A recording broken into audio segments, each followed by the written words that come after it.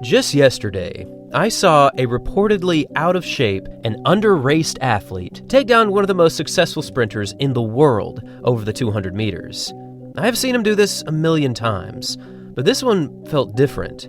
This race felt like a confirmation that beating him will require nothing short of perfection. This kind of racing execution needs to be studied, because in the 2025 USA Track and Field Champs, Noah Lyles executed one of the most memorable wins of his career, taking down the athlete that many thought would ultimately take this 200 title, Bednarek. Building into this race, Noah was undeniably facing pressure, as he had been injured for much of the season. He missed the Atlanta City Games, he missed a few early season competitions where he typically runs at. He was clearly not at 100%. However, on the opposite end of the spectrum, Bednarek was not only running lights out, he was actually undefeated. In both the 100 and the 200, Bednarek had taken down some of the best competition in the world. However, when he faced up against Noah Lyles, even the undefeated Bednarek couldn't catch him. In one of the most show-stopping races of this 2025 season, Noah Lyles tracked down Bednarek over the second half to win this year's 200-meter dash at Hayward Field, as he clocked a time of 19.63. And while the times were certainly impressive, as both of these times were under the previous world lead, it was the finish, the beef, the shoving, the stare down, the rather awkward interview that most are remembering now. Clearly, this sprinting rivalry is building for reasons that stretch beyond just the Oval Office. But amidst all of the loaded interviews, the media coverage, and the online back and forths, this 200-meter dash actually represents something pretty special. And we're here to take a deep dive into the new #1 mark in 2025. And we're also here to analyze why this race might bring us something super special at this year's World Champs.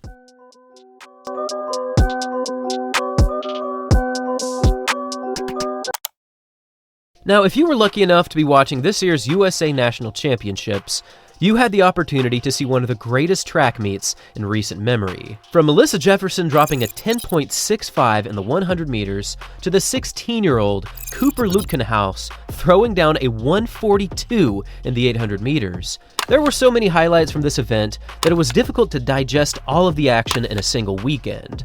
But out of all the events that we did witness, of all the records that were broken and all the personal bests that were achieved, this men's 200 finish is without question sticking in the minds and the psyches of many track fans around the world. This stare down from Noah was lethal, but the shove from Bednarek is what took this race from fiery to downright explosive.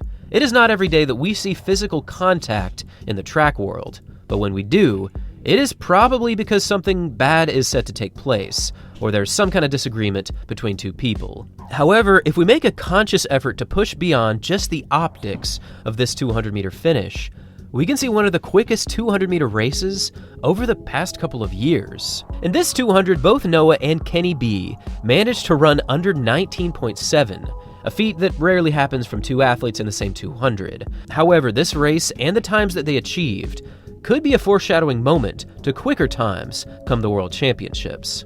If we take a trip back to 2022, we can actually see a pretty similar situation at the US Nationals, except this time, it was actually between Noah Lyles and Erriyon Knighton.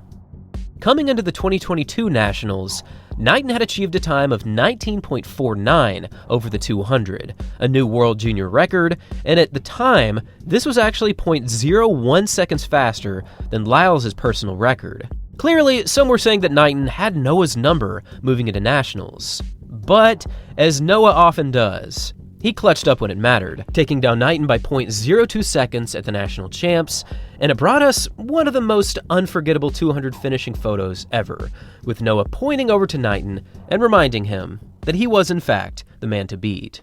Now, if you'll notice, the finishing times of Knighton and Noah were also both under 19.7, but Noah's time from 2025, after coming back from an ankle injury, is actually faster than what he did back in the 2022 season. But that's not even the craziest part, because from my perspective, the wildest part of this situation comes from the fact that just 1 month after that 19.67, Noah dropped to 19.31, breaking the previous national record of Michael Johnson. Now, the obvious question needs to be asked. Does this mean that Noah is on pace to break his own American record in 2025? And is he set to go under 19.30 come the 2025 World Champs? Well, possibly. Back in 2022, Noah was only focused on the 200 meters in the Eugene World Championships, meaning that all of his energy was solely focused on crushing the 200. And for 2025, Noah moves into the World Finals as the defending world champ in the 1 and in the 200. So he will have double the rounds moving into the 200-meter final. So if he did focus solely on the 200, perhaps he could challenge that 19.31. But with double the racing, it certainly will be a big challenge. But given the impressive split times that he has already shown here, despite reportedly being out of shape, there is a chance that he could do something very special come Tokyo. From this year's US National Championships, Noah reportedly hit his opening 100 in 10.31, and he closed his final 100 meters in 9.32. This is flying. This kind of close is already one of the quickest closing 100s in 200 history. But how does it compare to the 2022 Nationals when he took down Arion Knighton?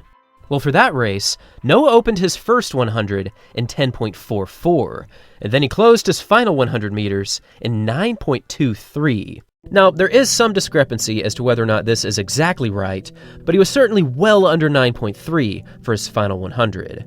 Clearly, Noah has gotten significantly better at his opening 100 meters, which is no surprise at all considering he is the defending 100-meter Olympic champ, and it's also not a surprise given that he is a top 10 all-time performer in the indoor 60. But if we look beyond just these splits, beyond his spicy 200 finish, and beyond his lack of racing this year, what Noah is possibly set to do at this year's World Championships is tie yet another record from Usain Bolt. You see, Usain was able to achieve 4 consecutive world titles in the 200 meters, and he did this in 2009, 2011, 2013, and in 2015.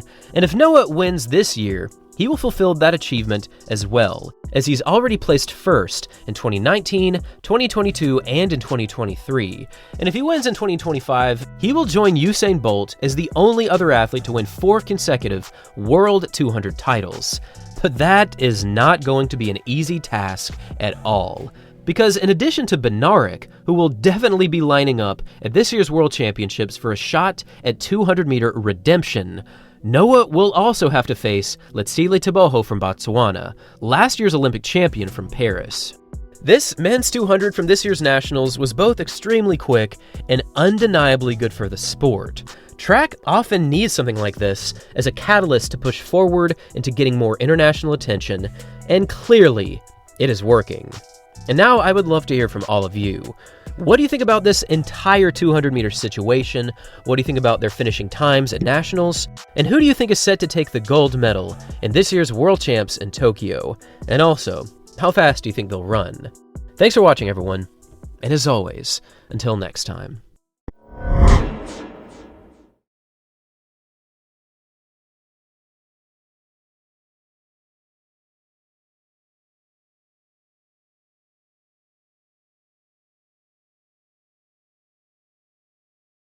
I think both Kenny and Noah are going under 19.4 at the World Champs. You heard it here first.